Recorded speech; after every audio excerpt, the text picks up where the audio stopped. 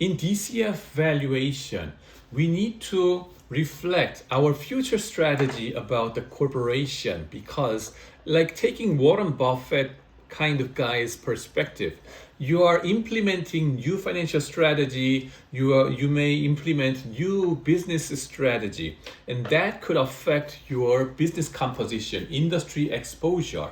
You may move into different industry and get away from a certain industry, and that will affect your operating leverage and cost structure. That subsequently affects your beta because it makes your business more or less sensitive to business cycle. Last video we discussed it in terms of operating leverage. It was about the fixed cost, depreciation, that kind of stuff makes your business more sensitive to the business cycle movement. This video we're going to talk about the financial leverage, which is another fixed cost element that makes your business more risky as you borrow more, okay? And that we call it financial leverage, okay? Besides the default risk, there is an interest expense that you have to pay regardless of the business cycle, just like your depreciation that you had to recognize before. So how can we incorporate this additional risk coming from financial leverage, the debt? Okay, here is bottom-up beta approach proposed by Hamada. Hamada equation is shown over here. And then as firms borrow, they create fixed costs that make the earnings to equity investors more volatile. This increases earnings volatility, increases the equity beta, makes your business more sensitive to the business cycle. The beta of equity alone can be written as a function of unlevered beta and the debt to equity ratio like this, using the tax rate, marginal tax rate tau over there.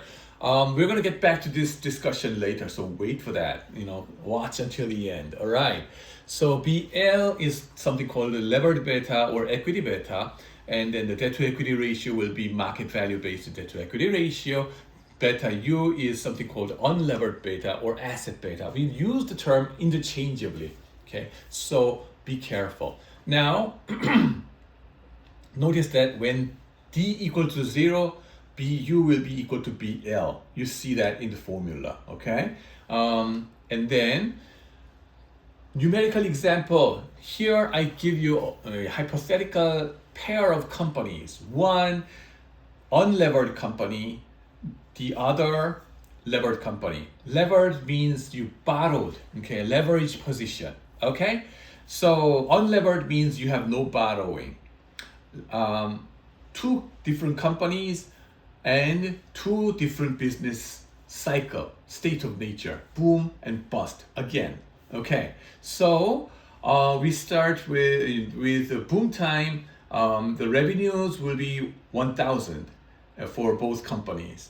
And then bust time, both companies will have revenues of 600. Okay. And then operating cost, let's assume those operating costs are identical. 700 in boom time and 700 in bust times. Okay. We are abstracting away from this operating leverage just to take this number as it is. Okay. But the point is about the interest expense, okay? Point is about the interest expense. And unlevered companies, they don't have any debt obligations, so regardless of boom or bust, the interest expense will be 0, okay? How about levered companies? Levered companies, they have to pay interest expense to their bankers regardless of the business cycle. You cannot go to the bankers and say, this is bust time, we are not going to pay your interest expenses. No way. We call it default. You're bankrupt, man, essentially. Technical default, okay? You have to pay the interest expense of 100, regardless of business cycle. That's the hard part of working with borrowed money, okay? So, what happens to your net income, assuming 30% marginal tax rate, okay? And then here in the unlevered firm, in the boom time, Well, if you subtract the 700 from the revenues, and EBIT 300 will be obtained, and then no interest expense, and multiply this 300 by 70% because of the tax paying, then you will get net income of 210. What about the levered firm? Well, the same EBIT 300, and then interest expense, you take it out, then you'll get 200, and then you pay taxes of 30%, and then 70% remains. That gives you 140 as net income. How about bust time? Okay, for unlevered companies, well, you have 600 revenues and operating costs. Let's say it's just 700, and then EBIT turns out to be negative. That's net, loss, operating loss. And then you don't have to pay interest expense because you don't have debt, and your net loss will be 100. Okay, what about levered companies? 600, and then operating cost is 700, and then the operating loss is already 100, and then you still have to pay interest expense of 100, which makes your net loss to be as big as 200 net loss. Okay, now the important thing is the swing between the boom time and bust time, net income, net loss, right? And then net income, net loss over there. Then the leverage increases volatility of equity returns, the net income. So unlevered companies' swing is 310 because 210 minus 100. Whereas levered companies, right, swing is as big as 340 because 140 in the boom time, and then minus 200 in the bust time. And downside risk is amplified because of the financial leverage. Interest expense is fixed, and it hurts more in bad times. And equity becomes a residual claim, and then it becomes more sensitive to economic shocks as you borrow more. Okay, so that's a danger or the risk. Okay, downside risk associated with financial leverage. Now, this financial leverage makes your net income or return to the equity holders more sensitive to the business cycle, which means that the beta for the stock has to go up as long as you borrow more. And here Hamada equation takes care of this kind of leverage effect on the beta. Okay, so the determinant of the beta, okay, coming from the financial leverage is modeled as a Hamada equation. Operating leverage, we don't use model. We just use the industry cluster, okay, industry group as just a proxy for those operating leverage. But in financial leverage, we have explicit equation Hamada. This is just a fun picture that I show you because Hama is pronunciation wise is identical to hippopotamus in Korean words, and as it turns out, hippopotamus turns out to be the most lethal, dangerous animal in the world, causing the biggest number of casualties because people bother them without knowing that it is, fierce animal, and then get bumped and then get killed. If it is lion, they don't bother, but because this hippopotamus, right? They just, for whatever reason, just bother and then get killed. The thing is, similar to that, the students, have a hard time understanding this Hamada equation anyway. So my message is, this is perhaps the most difficult part of your midterm exam, Hamada equation. Be careful. How can we derive Hamada equation? Okay. The idea, number one, beta is a weighted average, okay, weighted average. So asset is debt plus equity, okay, in balance sheet identity holds like this. And if we assume we can obtain the market value of asset and market value of debt and market value of equity, and then we can consider the beta of asset, the beta of debt, and beta of equity, okay? And then there, you just have to figure out the weight of each different element debt and equity, weight of debt and weight of equity shown here. And then weight of debt should be debt over asset, and weight of equity should be equity over asset, all in terms of market value, not book value. And then beta of asset should be nothing but the weighted average of beta debt and beta equity. Because asset beta should be equal to covariance over variance over market. Okay, covariance between the return on asset and then the return on market index, and the covariance formula has to be expanded in this way using the weights like that. Weight of debt and return of debt plus weight of equity times return of equity, comma return on market, and then over variance of the market. Then remember the covariance, the property, whatever constant gets out of the bracket, and whatever probabilistic, random, they remain within the bracket. So covariance of cost of return on debt and the return on the market should stay, and then covariance of equity and then the market should remain within the bracket, and then divide by the variance of the market. Weights get out of the bracket.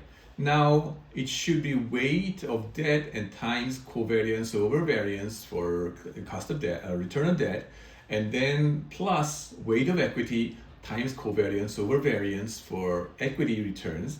That is just weighted average beta of debt and equity, as you see in the final equation. Now, that's not the end. The second idea is that debt incurs interest expenses, which is tax deductible. Okay, so you can think of an interest tax shield when you borrow money from the bank. Okay, 손금사님, right? They recognize the tax law says that, well, interest expense, well, we recognize this as legitimate expense so that you don't have to pay as much tax, right? There's a tax saving effect, tax shield we call it. If the company has a perpetual debt, conceptually, let's assume your company has a perpetual debt sitting on the balance sheet, and that value is D, okay, with an interest rate of RD and a tax rate of tau, okay. Tau stands for T in alphabet. Now, the interest tax shield every year should be D times RD times tau, okay. And then interest tax shield is the benefit of a company, and you could consider the present value of all the interest tax shields that you can think about going into the forever, okay, which would be a part of the asset. ITS is as risky as debt. Interest tax shield, what should be the discount rate? It should be the cost of debt, because interest tax shield should be there as long as there is debt. Okay, it's as risky as your debt.